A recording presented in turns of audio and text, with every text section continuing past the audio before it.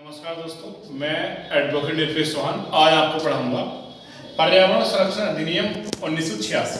तो कल हमने क्लास में पढ़ी थी इसकी ग्राउंड्स कि एनवायरमेंट प्रोटेक्शन एक्ट की ग्राउंड्स क्या क्या है, मतलब दैट मीन्स इसे बनाने की आवश्यकता क्यों पड़ी, क्या क्या समस्या आई। तो आज हमें पढ़ना है इस एक्ट का स्वरूप क्या है, जहां से आपके एग्जाम में क्वेश्चन बनेंगे कि इस एक्ट का स्वरूप क्या है, कि मतलब इस एक्ट में कौन कौन से धाराएं हैं, कितने अध्याय हैं।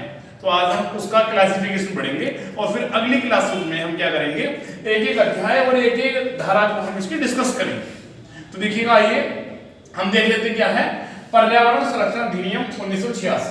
तो इसमें क्या है दोस्तों, कुल अध्याय 4 अध्याय हैं और धाराएं कितनी है इसमें 26, यानी कि 26 इसमें धाराएं हैं।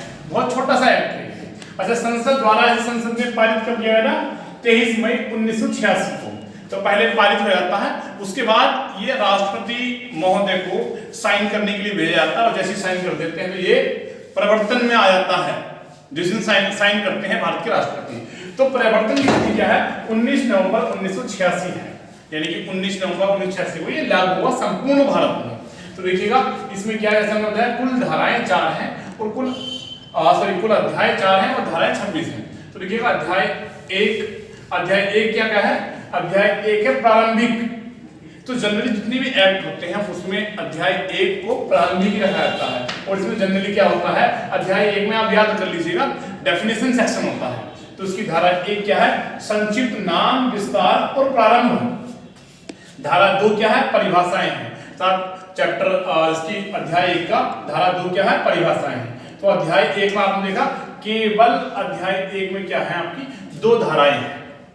अच्छा, अध्याय 2 देखेंगे, अध्याय 2 क्या है, अध्याय 2 में धारा 3 से लेकर के धारा 6 तक है। तो इसमें क्या है, अध्याय 2 में क्या है, केंद्र सरकार की साधारण शक्तियां, मतलब इस एक्ट के लिए केंद्र सरकार की क्या क्या साधारण शक्ति है। तो धारा 3 में आप देखेंगे केंद्र सरकार की पर्यावरण के संरक्षण और सुधार के लिए उपाय करने की शक्ति, मतलब केंद्र सरकार अगर लगता है किसी अमुक स्थान पर कि प्रदूषण ज्यादा हो रहा है या कोई नया प्रोजेक्ट लग रहा है प्रदूषण ज्यादा है उससे, तो केंद्र सरकार की क्या शक्तियां हैं, तो ये धारा 3 बताती है अपनी शक्तियों को। अच्छा, डिटेल से अगली क्लासेस में हम प्रत्येक धाराओं को डिटेल से पढ़ेंगे। धारा 4 क्या कहती है, अधिकारियों की नियुक्तियां तथा उनकी शक्तियां और कृत्य, कि अधिकारियों की किस तरह से नियुक्ति होगी, उनकी किस तरह से हम अपॉइंट करेंगे और उनकी क्या शक्तियां होंगी, किस अधिकारी की क्या शक्तियां होंगी और उनके क्या क्या काम होंगे, ये धारा 4 करती है काम। धारा 5 क्या है, निर्देश देने की शक्ति, अब उनको कैसे कैसे निर्देश देना है। धारा 5 क्या है, देखिएगा राष्ट्रीय हरित अधिकरण को अपील। देखिए कई जगह जैसे कि किसानों ने आंदोलन करा था या इधर उधर जो भी कई बार जो फेस्टिवल होते हैं, तो उसमें दिल्ली में है ऑफिस नेशनल ग्रीन ट्रिब्यूनल, राष्ट्रीय हरित अधिकरण। जैसे अभी क्या हुआ, एक जो है उत्तराखंड के ओली में एक शादी थी, तो काशीपुर के ही एक एडवोकेट है, वहां क्या हो रहा था, उसमें बहुत ज्यादा नेचर को पर्यावरण नुकसान पहुंचाया जा रहा था। तो काशीपुर के ही एक एडवोकेट ने अपील डाल दी कोर्ट में। तो जो है अपील पहले नेशनल ग्रीन ट्रिब्यूनल को डली, राष्ट्रीय हरित अधिकरण को डली, और उसके बाद क्या हुआ, उसके बाद उस पर जो है कई करोड़ का जुर्माना लगा दिया गया। तो ये क्या है, राष्ट्रीय हरित अधिकरण को अपील है। ये धारा 5 का में है, ध्यान रखिए ये बड़ी इंपॉर्टेंट है धारा 5 का, राष्ट्रीय हरित अधिकरण को अपील। फिर धारा 6 पर्यावरण प्रदूषण का विनियमन करने के लिए नियम। तो दोस्तों ये हमारी क्या है, अध्याय 2 अध्याय आपने देखे। तो अब देखते हैं अध्याय 3। तो अध्याय 3 देखते हैं। अध्याय 3 में क्या है, पर्यावरण प्रदूषण का निवारण, नियंत्रण और उपशमन, कि अगर पर्यावरण प्रदूषण हो रहे हैं तो उसको क्या क्या सरकार के पास स्टेप है, कैसे सरकार उसको कंट्रोल कर सकती है। तो धारा 7 क्या कहती है, धारा 7 कहती है उद्योगों व्यक्तियों को मानकों से अधिक उत्सर्जन न होने देना। क्या कोई उद्योग या कोई व्यक्ति एक मानक है, तय मानक है, सपोज उसकी भट्टे से ज्यादा धुआं निकल रहा है या उसकी फैक्ट्री से ज्यादा धुआं निकल रहा है, सबका एक मानक है, तो उसकी धारा 7 काम करेगी। अगर आपके पास में फैक्ट्री ज्यादा उत्सर्जन करती है मानक से अधिक, तो आप केस डाल सकते हैं। तो इनको डिटेल में हम कल पढ़ेंगे एक धारा को।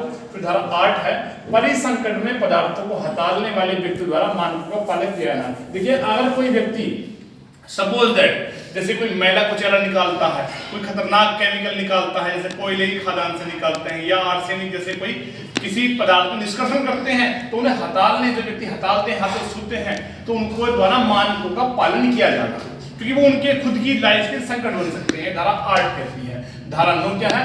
कुछ मामलों में प्राधिकरणों और अभिकरणों को जानकारी का दिया जाना, कि कुछ अगर मामले हैं, कुछ आप काम कर रहे हैं, तो जो प्राधिकरण है और अभिकरण बनाए गए हैं सरकार द्वारा, उन्हें आप जानकारी दें। धारा 10 क्या कहती है?